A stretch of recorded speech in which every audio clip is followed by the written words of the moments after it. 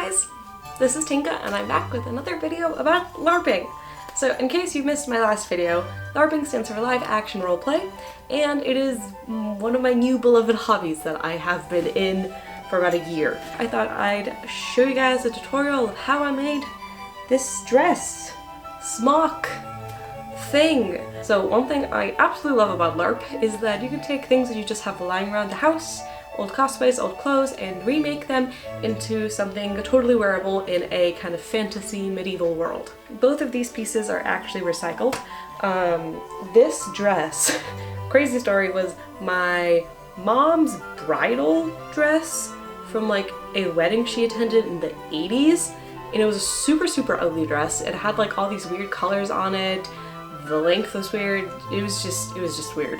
So I kind of took all the coloring off, all the kind of weird extra details, and I hemmed a lot of it, and I made it into this really cute kind of LARP dress. When it comes to the smock, this was actually a part of my old cosplay. To have some ideas in mind, I started off drawing out the design. Here are some of the sketches I landed on. As you can see, there was some changes between this and the final design, but such is the crafting process.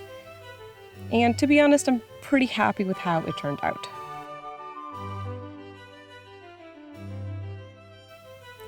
First things first, cutting. I cut off the sleeves as well as up both sides. Also, I do not have fabric scissors. My scissors are terrible.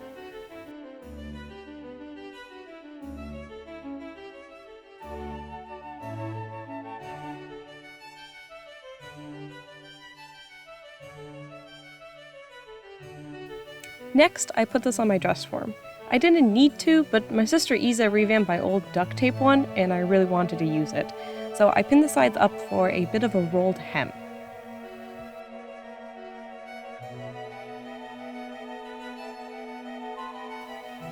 I want to do a quick disclaimer. I mentioned in the opening that this is a tutorial, but in all honesty, it's more of a work vlog, because I do not know what I'm doing. I'm literally just winging it. But honestly, that is the fun of rogue crafting.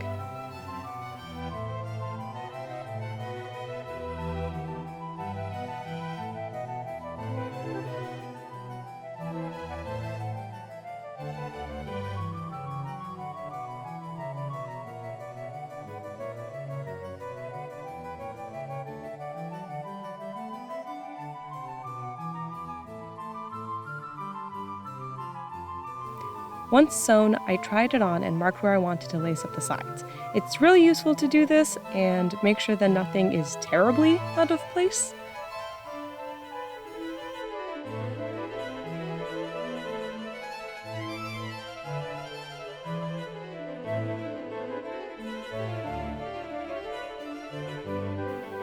Now it's one of my favorite steps, grommets. You can get these and the tool to apply them with for a total of $20 at Joann's, and it's so useful. It makes things look so much fancier.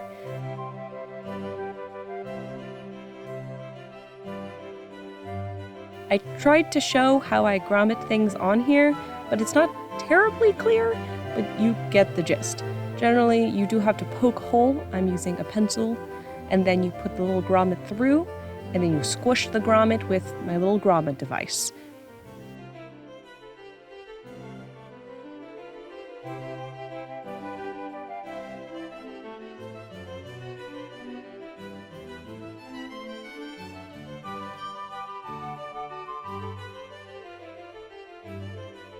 So I really wanted this to be kind of spruced up from just being plain and basic, so I decided to embroider it.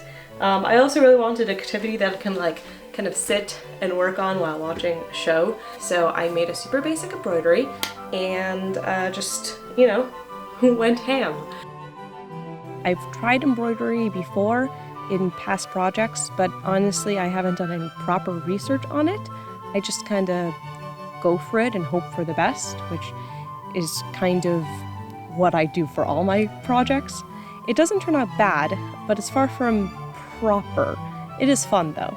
I started by sketching out the details with a green marker, Also probably not the best because it's not like washable.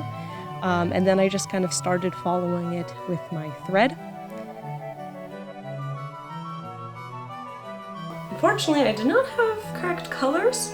The only thing I had in quarantine was this like tan and this orange. So I used what I had and I decided to paint it. I painted it this kind of dark green color, which is well within Ella's color scheme. And I kind of really liked how it turned out.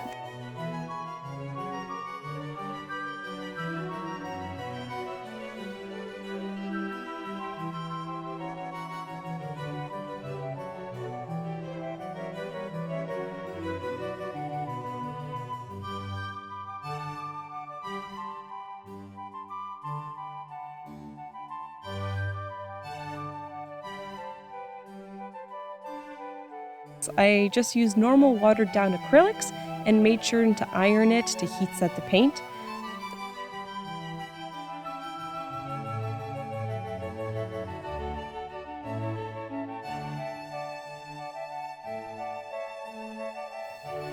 Then came the second try-on, which I really didn't like.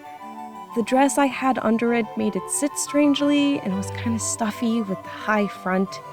So I decided to cut the top and the back, and I am sacrificing some embroidery here, which was unfortunately unsavable. I think it was worth it for the final look, but it did kind of suck losing all of that work, and especially losing thread when I really just had a very limited amount.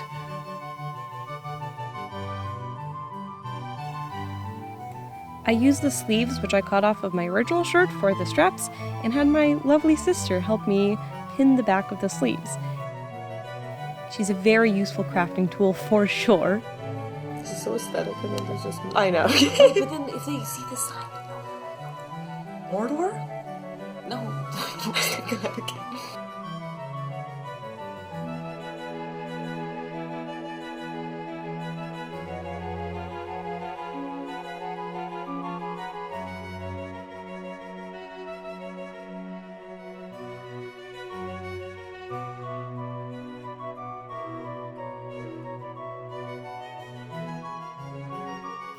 I trimmed the sleeves. Good God, Tinka can use scissors. And then I sewed them onto the dress. And once that was done, the dress was done. And then, accessorizing. I have my flower crown, which I actually have to keep my horns on. My horns will definitely fall off, or antlers. My antlers would fall off if I didn't have my flower crown. I have my usual necklace with my bell to ward off evil. I have my gauntlets. These actually give me body points when I'm playing, so they're very important. I do have more armor, which I probably would put on with this outfit.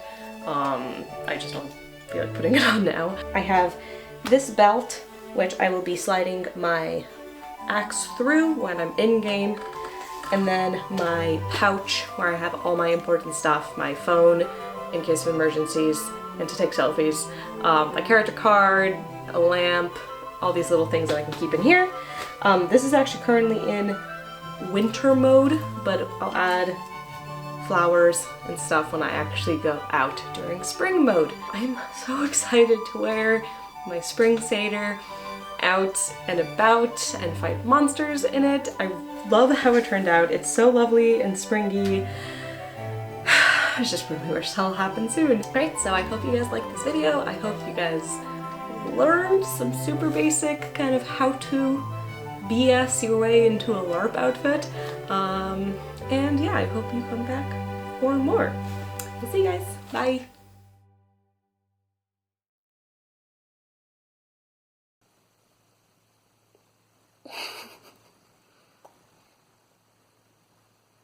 I like make this go faster?